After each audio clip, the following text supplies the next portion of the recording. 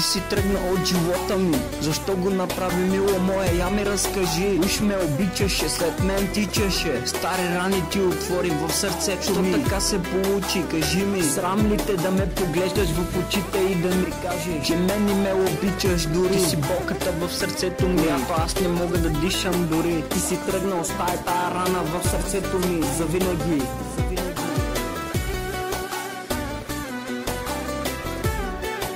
Времето показва всички наши спомени и грешки дори.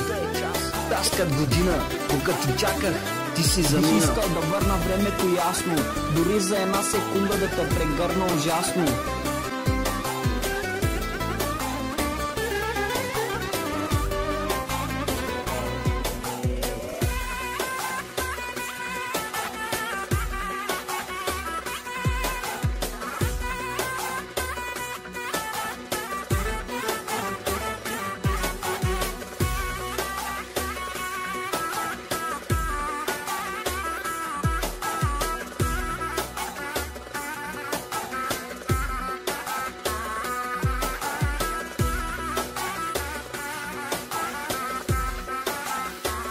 Това съдба ли е?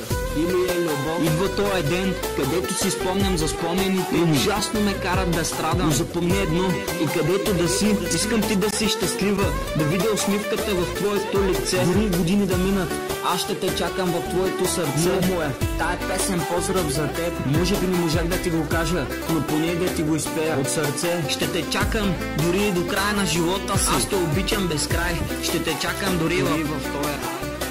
Едната съдба и раздяла. Защо винаги се случва, така се получава? Защо винаги любовта те предава?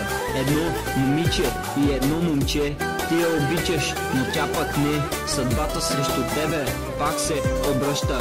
Искаше любов, но тя не се връща.